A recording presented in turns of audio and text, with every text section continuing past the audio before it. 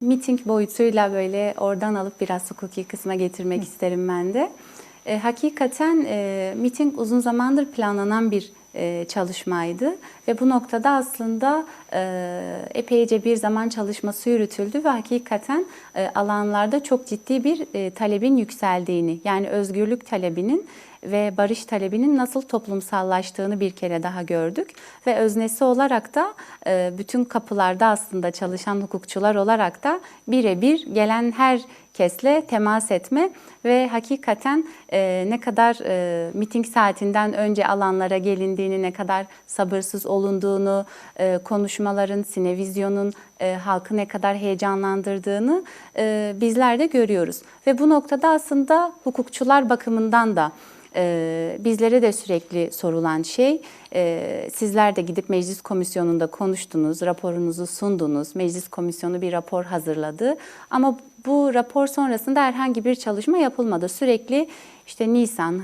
Mayıs, Haziran, şu anda da Temmuz işaret ediliyor. Ancak bir türlü bu gelişmeler sağlanmıyor. Hem bunun sebeplerine dair sorular gelişiyor hem de bu kapsamda atılabilecek bir adım varsa bunda en kritik aşama hangi aşamalar olmalı, buna dair sorular geliyor. Bu noktada aslında miting bakımından ele alacak olursak aslında orada nasıl ki halkın öncelikli talebi Sayın Öcalan'ın özgürlüğü talebi ise bu süreç bakımından da kök yasayı ya da süreç yasası diyebileceğimiz bir meseleyi tartışırken ele almamız gereken şey tıpkı aslında Kürtlerin Orta Doğu siyasetine demokratik ciddi bir müdahalesi söz konusu ve bu noktada aslında bu demokratik müdahaleyi gerçekleştirirken demokratik ulus paradigmasıyla halkların bir arada yaşama iradesini ve bunu da aslında halkın kendi demokratik bir toplum olarak örgütleyip demokratikleşen bir cumhuriyete entegrasyonu olarak ifade ediyor. Ve bunun da koşulları söz konusu. Demokratik entegrasyon kavramının ilk koşulu demokratik müzakeredir. Yani bu sadece şu andaki sürecin ilk başlangıç aşamasında değil, her aşamada ve dört parça Kürdistan'ın muhatap olduğu tüm ulus devletlerde gerçekleşmesi gereken bir meseledir.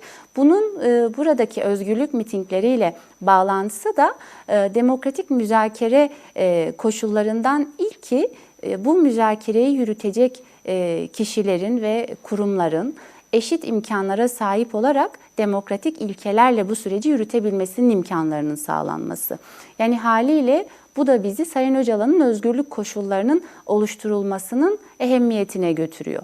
Bu noktada bu defalarca kez ifade edildi. Hukuki bakımdan zaten uzun zamandır yürütülen bir mücadele söz konusu. Ama geldiğimiz aşama aslında hukuki mücadele ve hukuki kazanım olan umut hakkı meselesini de aşan bir mesele. Bize daha çok sorulan sorular hep umut hakkı kapsamında oluyor bu noktada. Ama umut hakkı meselesi zaten hukuki bakımdan çok ciddi bir kazanım. Yıllardır aslında uygulanması gereken bir ahim kararı var. Bu karar uygulanmıyor. Türkiye hakkında yürütülen bir denetim prosedürü var bu noktada. Ancak baktığımızda Avrupa Konseyi Bakanlar Komitesi'nin Haziran oturumunda da Eylül oturumunda da gündemine almadığı bir noktadayız. Yani gelinen aşamada Sayın Öcalan'ın özgürlük koşulları uluslararası mekanizmaların uluslararası siyasetle birlikte izin verdikleri ölçüde gerçekleşecek hukuki haklarla sınırlandırılacak bir mesele değil. Bu hukuki bakımdan önem arz eden, sahip çıkmamız gereken, dile getirmemiz gereken bir hukuki mesele. Ancak başlı başına sadece umut hakkına bağlı olarak ele alınması gereken bir mesele değil. Ama elbette ki umut hakkı bu noktada uygulanabilirlik koşullarıyla birlikte Sayın Öcalan'ın süreci yürütmesine büyük bir katkı da sağlayacak bir mesele. Ama biz daha çok artık Güney Afrika deneyimindeki gibi Mandela'nın bulunduğu adanın sonradan mesela Özgürlük Adası olarak konuşulması, tartışılması, artık İmralı Adası'nın statüsünün de tartışmaya açılması gerektiğini düşünüyoruz.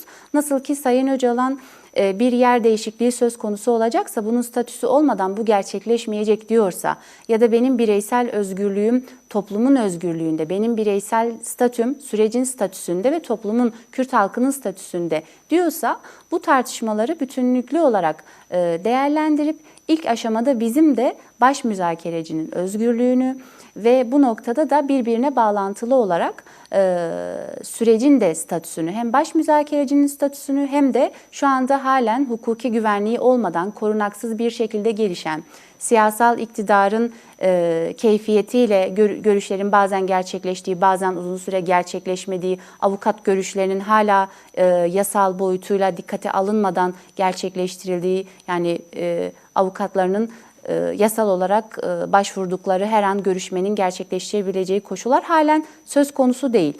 Yani hal böyleyken önce bu hukuka aykırılıkların ortadan kaldırılması ve mümkünse Sayın Öcalan'ın özgürlük koşullarının derhal ertelenmeksizin sağlanması ve bizim demokratik entegrasyon gibi çok kapsamlı ve ciddi bir tartışmayı yürütebilmemiz için, demokratik bir toplum inşası tartışmasını yürütebilmemiz için demokratik müzakere koşullarını öncelikle oluşturmak gerekiyor. Bu noktada çıkacak çerçeve yasa, kök yasa meselesinde de öncelikle ele alınması gereken nokta bu nokta. Ama elbette ki bu başlı başına yeterli olmayacak. Bunun nasıl ki bir yıl kadar önce hepimizin tanıklık ettiği bir tören, çok kapsamlı, örgütün birçok kademesinden, birçok silah türüyle gerçekleşen kapsamlı törende ciddi bir irade açığa çıktıysa, biz de çatışmasızlığı geliştirip demokratik siyaset hakkımızı geliştirmek istiyoruz, bunu kullanmak istiyoruz iradesi açığa çıktıysa,